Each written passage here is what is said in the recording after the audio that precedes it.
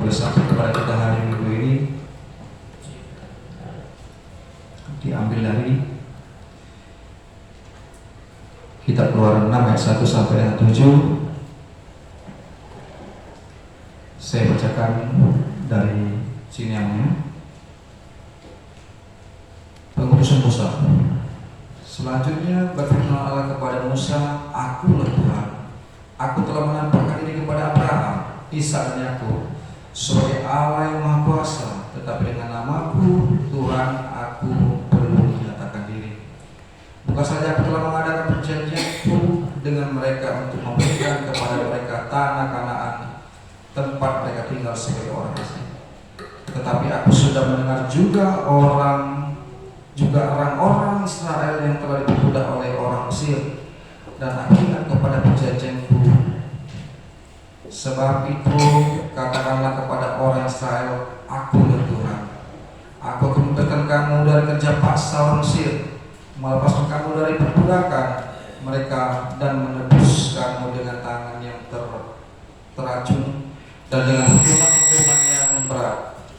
Aku akan mengangkat kamu menjadi umatku, dan aku akan menjadi Allahmu, supaya kamu mengetahui bahwa akulah Tuhan Allahmu yang membebaskan kamu dari kerja paksa orang Mesir. Dan aku akan membawa kamu ke negeri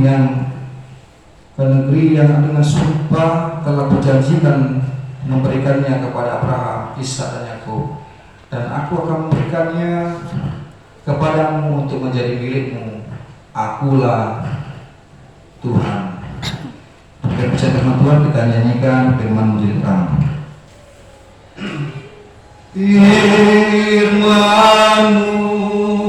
menjadilah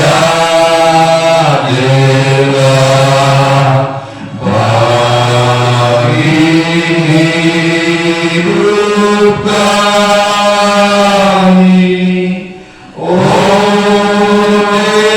kasih-Mu Tuhan Allah.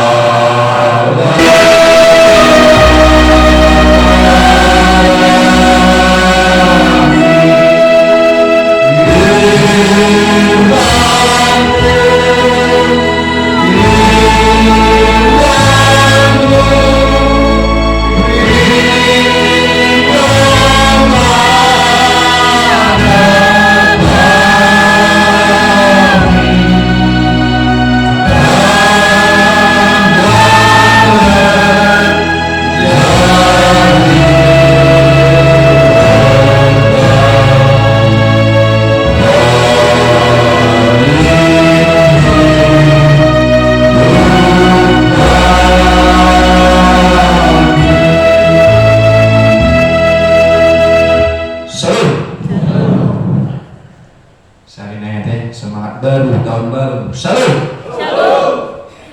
Pada hari kami kembali mengucapkan selamat tahun baru di kita Saludu. Selamat tahun baru. Iya. Kau budak hati anak jate, saya buta mulai jam muse. Kami juga dari jauh balik ke sini juga lumayan capek ya.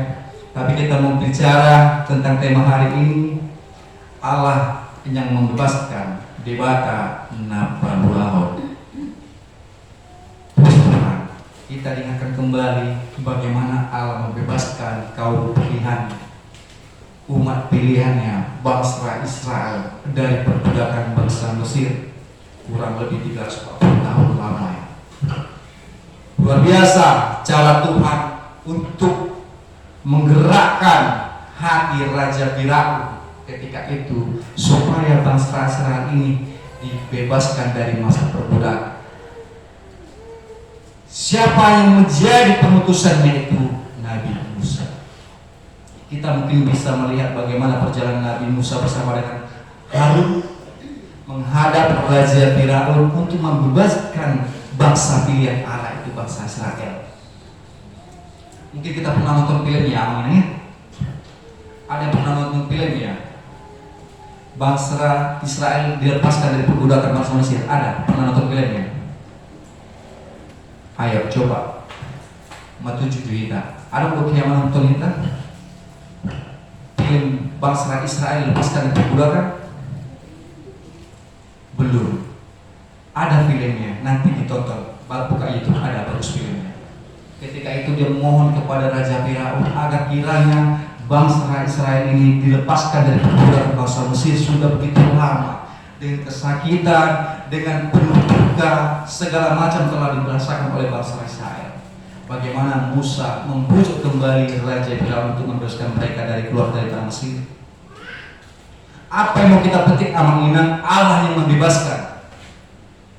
Firman Tuhan saat ini boleh kita teladani sampai dengan nanti kita dijemput oleh Tuhan dengan maratan yang kedua kali. Allah yang membebaskan. Bagaimana cara Allah membebaskannya? Itu dengan pengutusan Musa. Musa diutus oleh Allah. Allah berbicara kepada Musa, ini bangsa pilihanku, selamatkan mereka, keluarkan mereka dari perbudakan tanah Mesir. Ketika itu terjadi, maka dengan sukacitalah bangsa pilihan itu berbondong-bondong keluar dari tanah Mesir. Begitu lamanya. Namun dalam perjalanannya, apakah kita pernah tahu bahwasanya terjadi pergumulan di dalam diri bangsa Israel sendiri itu? Mereka tidak percaya kepada Musa ketika setengah perjalanan. Mereka meragukan kenabian Nabi Musa. Mereka meragukan, sampai tidak kami ini ke tanah yang dijanjikan, tanah Kanaan yang berlimpah susu dan madu seperti yang dibicarakan oleh Musa. Sampai tidak kami ke sana. Penuh keraguan-raguan juga bangsa pilihan tersebut. Namun dengan keteguhan hati Musa, dengan penyerahan diri secara totalitas Nabi Musa kepada Tuhan, Tuhan urapi dia bahwa saya Nabi Musa bukanlah orang yang pandai bicara, tidak. Bukan orang yang fasih berbicara, tidak. Sedikit saja perkataan, namun banyak perbuatan. Oleh karena itu, amanginan banyak hal yang kita petik sih. Sedikitlah berbicara, banyak perbuatan. Perbuatan ditunjukkan oleh Nabi Musa itu membawa mereka ke suatu tanah dijanjikan oleh Allah, tanah Kanaan. Begitu dia menghadap Raja Firaun, dia menunjukkan kenabiannya bahwasanya tongkat dia menjadi ular. Bahwasanya Nabi Musa dianggap adalah seorang penyihir, bukan utusan Allah. Datang juga penyihir dari Raja Firaun, buat ular juga. Akhirnya kalah juga, ya kan? Kalah juga dibuat Nabi Musa. Karena kenabian Nabi Musa itu benar-benar yang diutus oleh Allah. Beda dengan halnya para penyihir-penyihir yang ditunjuk oleh Raja Firaun, yang bersekutu dengan iblis, yang bersekutu dengan setan. Namun Musa adalah utusan Allah juga. Musa berbicara kepada Tuhan. Pengutusan itu adalah pengutusan sejati. Oleh karena itu amin, banyak orang-orang saat ini diutus sebagai pembicara-pembicara. Terkadang yang diutus ini menyeleweng, menyimpang dari apa yang ditunjuk oleh utusannya. Contoh dulu secara kecil lah, ketika seseorang diutus, kalau pergi ke sana ya, ambil suatu hal di sana, ambil baiknya, ambil segala sesuatu yang baik di sana, namun yang sampai kepada yang mengutus apa? Berbeda hasil. Di sana ada rezeki 10 juta. Ini mengutus seseorang. Mengutus seseorang di sana ada rezeki 10 juta, ambil di sana 10 juta ya yang mengutus. Tetapi sampai kepada yang mengutus berapa? 9.500.000. Oleh karena itu, utusan-utusan demikian banyak terjadi saat ini di dunia ini. Yang mengutus pun sangat percaya, yang diutus pun tidak menjaga kepercayaannya. Beda halnya dengan Nabi Musa yang diutus oleh Allah, selamatkan bangsa pilihanku yang telah kujanjikan tanah Kanaan kepada mereka yang berlimpah susu dan madu. Bawa mereka ke sana. Apapun resikonya, aku akan mengurapi engkau. Apapun konsekuensinya ketika engkau mau keluar mereka, aku akan mengurapi engkau. Aku akan melindungi engkau. Aku akan memberkati engkau. Itu janji keselamatan diberikan oleh Tuhan kepada Musa beserta bangsa Israel bahwa dia keluar dari Mesir. Itu yang mau kita petik ketika kita diutus oleh Allah, baik itu sebagai orang baik, baik itu sebagai orang Kristen, baik sebagai itu orang pelayan di gereja, ketika kita diutus, gunakanlah itu dengan sebaik-baik mungkin. Gunakanlah itu hanya berlandaskan aku melakukannya karena Tuhan. Aku melakukannya karena atas dasar kebaikan. Bukan ada hal-hal lain yang ingin dia anggap orang lebih di bawah, lebih penting, lebih dihargai. Bukan. Aku melakukannya karena kehendak Allah. Itu yang betul. Yang kedua apa? Yang baru kita tangkap sini amanginan, pengutusan Musa ini kita boleh melihat kembali flashback bahwa saya juga menonton film ini. Bahwa ketika dia membawa bangsa Israel keluar dari tanah Mesir, bukan tidak penuh dengan tantangan, bukan tidak penuh dengan cobaan, bukan dengan tidak penuh pengejaran Raja Firaun beserta prajuritnya untuk memusnahkan kembali mereka. Bagaimana Tuhan punya kuasa? Sampaikah mereka menemukan bangsa Israel? Sampai mereka menemukan, namun tidak sampai untuk membinasakan. Tuhan berbicara lain. Musa diberikan suatu anugerah, mampu membelah lautan dengan tongkatnya ajaib. Tuhan meminta kepada Tuhan, Musa meminta kepada Tuhan mengenegara, Tuhan, aku menyelamatkan bangsa. Berbicara kepada Tuhan dengan tongkatnya, dia membelah sungai, laut, membelah laut, menyusutkan prajurit-prajurit Firaun ketika itu menyusut. Tapi apa kehendak Tuhan? Tidak sampai mereka menyentuh barang sehelai pun bangsa Israel. Itulah bangsa pilihan Tuhan, bangsa yang telah dijanjikan Allah, bangsa yang diselamatkan. Oleh karena itu, di balik pengutusan Musa, penindasan-penindasan yang terjadi saat ini menguji keimanan kita, menguji kesetiaan kita, menguji pengharapan kita, bagaimana kita di balik penindasan-penindasan terjadi saat ini.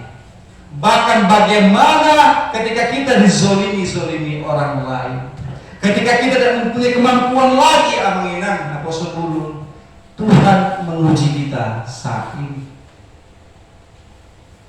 Tahun 2024 akan kita songsong, di mana tahun 2023 mungkin kita berpikir sah dong itu tahun 2024. Ada berpikir apa kan?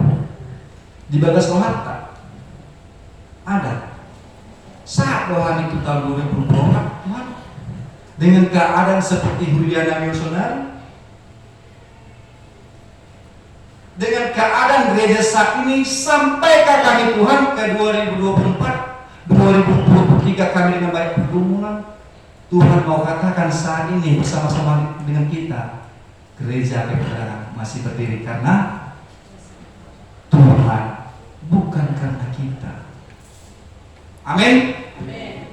Gereja Petra saat ini berdiri bukan karena hebat kita, bukan karena kuat kita, bukan karena kepintaran kita mempertahankannya, tapi karena kuasa Tuhan yang masih menginginkan Hakai Penerang berdiri di 2024. Amin. Itu mau kita pastikan dalam hati kita.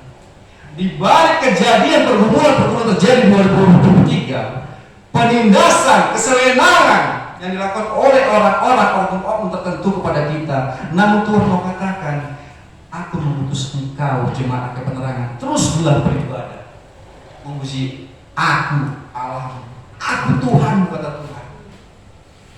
Akulah Tuhanmu, kata Tuhan. Adakah kuasa lebih besar daripada Tuhan? Tidak ada. Begitu juga Musa meyakini tiada yang mustahil ketika Tuhan mengutus seseorang. Amin. Tiada yang mustahil ketika Hakai Penerang ini diutus Allah, membawa terang bagi warga sekitar, membawa terang bagi kebenaran. Amin. Tiada yang mustahil. Saya mau katakan itu, di 2023 banyak pergumulan, banyak permasalahan, banyak kezaliman yang kita rasakan, banyak kesewenangan yang kita rasakan saat ini. Di tahun 2024 harapan kita adalah Hakai Penerangan akan membawa terang bagi kebenaran. Itu yang kita harap. Biar mata manajemen HKI Pusat melek. HKI Penerangan ini masih berdiri bangkit, tegak berdiri memuji Tuhan. Bukan memuji mereka, memuji Tuhan, mengagung Tuhan. Karena imannya itu bertumbuh di HKI Penerangan. Amin. Karena imannya bertumbuh di HKI Penerangan. Yang ketiga adalah bagaimana reaksi kita kepada pengutusan Musa ini dari bangsa pilihannya. Yang ketiga adalah poin yang sangat penting. Jangan ragu, jangan bimbang. Ketika Allah membebaskan bangsa Israel, tiada kekhawatiran dari diri Musa, tiada ragu-ragu Musa mengikuti Tuhan. Begitulah kita sebaliknya. Jangan ragu-ragu ketika kita dipilih oleh Allah. Ketika HKI Penerangan ini dipilih oleh Allah masih berdiri, jangan ragu-ragu. Jangan bermalas-malasan berhuria. Jangan bermalas-malasan merkur. Jangan bermalas-malasan sekolah minggu, ada sekolah minggu. Tuaka aman, jangan cuma ngantar ina. Tuaka ina, jangan sibuk dengan urusan masing-masing. Allah telah membebaskan kita saat ini. Di 2024 ini kita mau Allah membebaskan segala pergumulan kita. Amin. Apa itu pergumulan kita?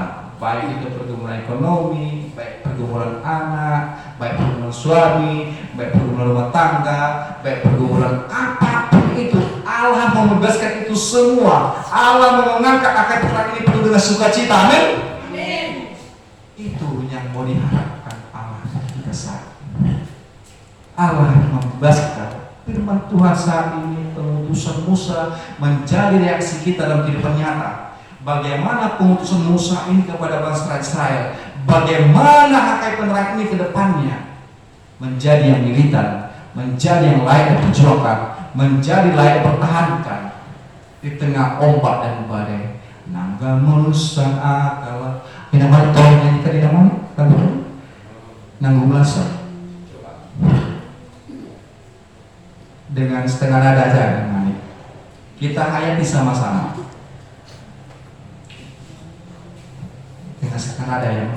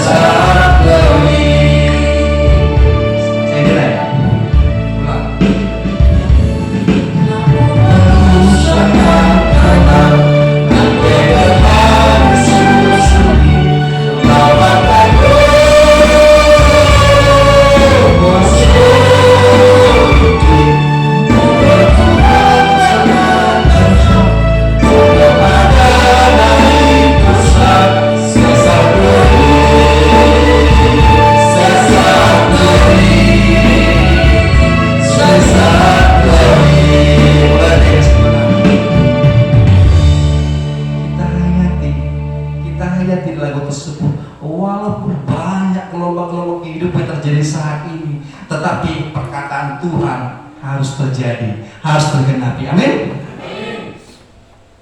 HKI Penerangan tergenapi akan terus berdiri. Apapun itu ceritanya. Begitu pun juga kita anak-anak. Ketika kita terus bersemangat melayani Tuhan, maka perkataan Tuhan ini boleh terjadi dalam gereja kita. Perkataan Tuhan kepada kita, firman Tuhan saat ini, pengutusan Musa saat ini boleh menjadi reaksi balik kepada kita tahun 2024 ini, bahwa Tuhan menyertai kita, Tuhan memberkati kita, bukan hanya perkataan-perkataan, tapi boleh diwujudkan Tuhan tahun ini. Amin. Tidak ada yang mustahil bagi Allah. Tidak ada yang mustahil bagi Allah. Ketika Allah membebaskan bangsa pilihannya, kita juga menjadi bangsa pilihannya. Jadi Amanginang, poin yang bisa kita ambil saat ini di minggu yang berbahagia Januari, minggu pertama, kita dituntut oleh tema yang sangat luar biasa. Allah membebaskan pemutus Musa melalui perkataan Allah. Luar biasa, 3 poin yang kita ambil saat ini. Musa adalah sebagai alat Tuhan, hamba Tuhan yang penuh keyakinan penuh bahwa dia mampu menjalankan amanah yang diperintahkan oleh Tuhan kepadanya. Yang kedua, jangan kita berlari ketika kita ditindas. Kita boleh bangun kembali. Penindasan itu terjadi karena apa? Kita introspeksi diri karena apa? Ketika kita mengintrospeksi diri bahwasanya penindasan terjadi oleh ini, oleh A, oleh B, oleh C, oleh C, oleh D, kita boleh introspeksi diri. Oh, ini yang salah Tuhan. Oh, ini yang salah. Mari kita perbaiki supaya tidak ada lagi penindasan-penindasan. Sama seperti halnya bangsa Israel yang telah tertindas selama ratusan tahun di perbudakan Mesir. Mereka berkaca kembali, butuh seorang penyelamat, butuh seorang penuntut yang diutus oleh Allah. Jadi Amanginang, yakinlah kita akan dituntut oleh Tuhan keluar dari masa-masa kelam. Yakin dan percaya, kita akan dituntut oleh Allah. Ketika kita satu visi, satu misi, satu rasa, satu penderitaan, maka Tuhan akan menuntut kita. Saya yakin dan percaya itu. Walaupun kadang-kadang kita lihat yang bekerja hari ini, Inang Mani, sama guru yang tahun baru kemarin luar biasa. Saya melihat main sendiri di tunggal, di mana memang banyak kesibukan tahun baru, Natal segala macam, para sentua tidak hadir. Namun yakinlah ibadah tetap berjalan. Itu karena kuasa Tuhan, bukan karena hebat seseorang. Amin. Bukan karena hebat seseorang, karena kita mau Tuhan melingkupi kita, mau Tuhan mengurapi kita, maka boleh terjadi itu. Oleh karena itu Amin, boleh kita ingat poin kita tadi. Musa adalah alat hamba Tuhan yang ditunjuk oleh Allah untuk menuntut bangsa Mesir, bangsa Israel keluar dari perbudakan bangsa Mesir. Yang kedua, penindasan sebagai bukti bahwa kita harus tahan, harus kuat dalam menghadapi segala sesuatu yang terjadi dalam hidup kita. Pergumulan apapun itu kita harus kuat untuk menghadapinya. Pergumulan apa itu harus kuat menghadapinya. Karena di balik pergumulan itu Tuhan akan memberikan sesuatu yang indah, yang dimana susu dan madu telah disiapkan Tuhan bagi kita. Ketika kita mampu menghadapi pergumulan tersebut, ketika kita mampu keluar dari pergumulan tersebut, hanya mengandalkan dia saja, hanya berpengharapan pada dia saja. Yang ketiga, jangan ragu-ragu bila Tuhan telah memilih kita untuk menjadi hamba-hamba setia, untuk menjadi penebar-penebar firman Tuhan, penebar-penebar kebenaran firman Tuhan dimanapun keberadaan kita saat ini. Amin. Kita nyanyikan firman-Mu, berkatilah.